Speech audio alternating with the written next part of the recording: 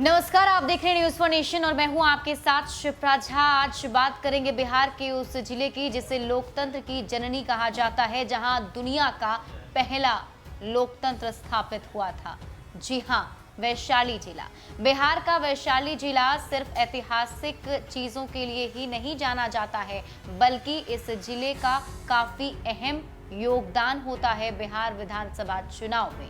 यहीं से लालू प्रसाद यादव के दोनों बेटे विधायक भी हैं। तो आज इस जिले के बारे में बातचीत करेंगे कि यहाँ पर कितनी विधानसभा की सीट हैं, इस यहाँ पर सबसे मुख्य मुकाबला कौन कौन सी पार्टी के बीच होता है, और साथ ही साथ बात इस बात की भी होगी कि वैशाली में कौन से स्थानीय मुद्दे सबसे ज्यादा हावी रहते हैं और इस बार बिहार विधानसभा चुनाव में वोटर का मकसद और उनकी मांग आखिर क्या होगी। तो चलिए शुरुआत करते हैं। वैशाली जिला में पार्टी और उसकी विचारधारा के अलावा नेतृत्व को भी प्राथमिकता मिलती रही है।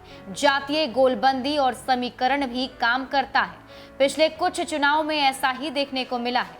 8 विधानसभा क्षेत्र वाले इस जिले में इलाकावार कई क्षत्रप हैं जो चुनाव को कई हद तक प्रभावित करते हैं।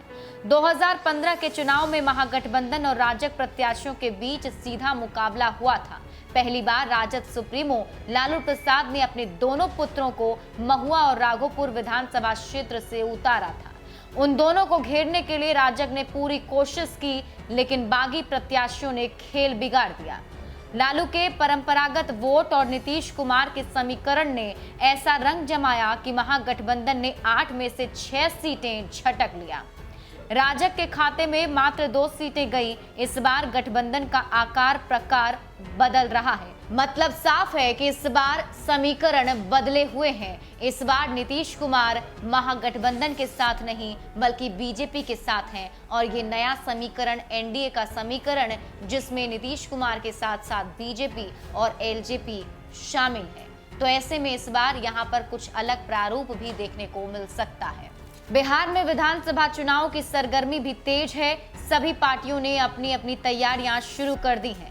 कोरोना के मद्देनजर वर्चुअल रैलियां हो रही हैं। प्रधानमंत्री नरेंद्र मोदी, गृह मंत्री अमित शाह, गृह राज्य मंत्री नित्यानंद राय, लोजपा अध्यक्ष चिराग पासवान, विधानसभा में नेता प्रतिपक्ष तेजस्वी यादव आदि वर्चुअल रैली कर चुके हैं।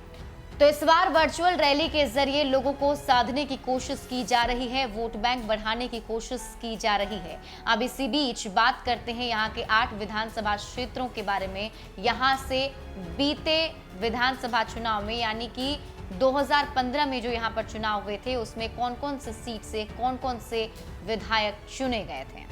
वैशाली में 8 विधानसभा सीट है, जिसमें हाजीपुर से अवधेश सिंह भाजपा से जीते थे। वहीं राघोपुर से तेजस्वी यादव राजद से जीते थे।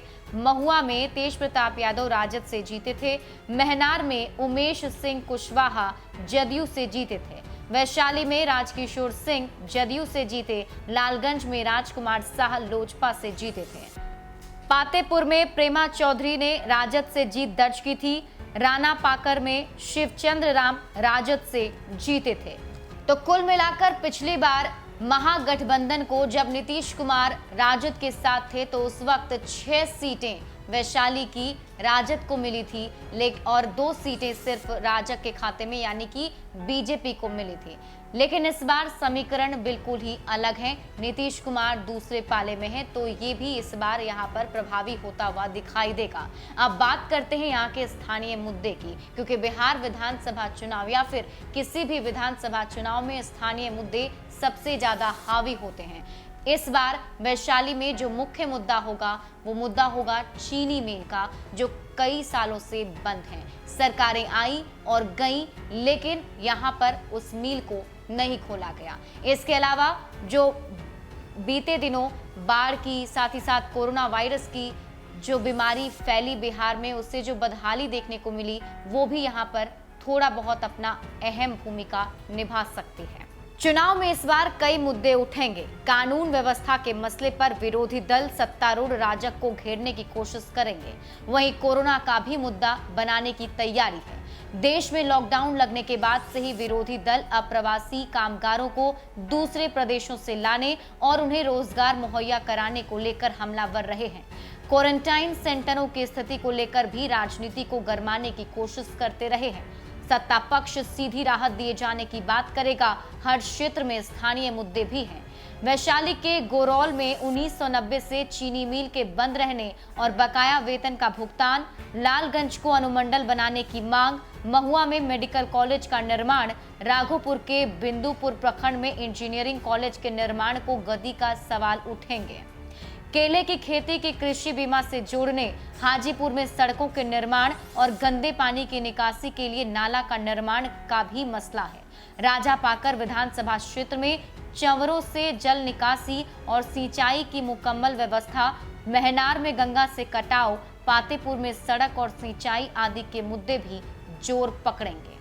तो ये हमने आपको वैशाली जिले के 8 विधानसभा क्षेत्रों के बारे में जानकारी दी। अगले वीडियो में बात होगी किसी नए जिले की। तब तक के लिए आप बने रहिए न्यूज़ फॉर नेशन के साथ। नमस्कार।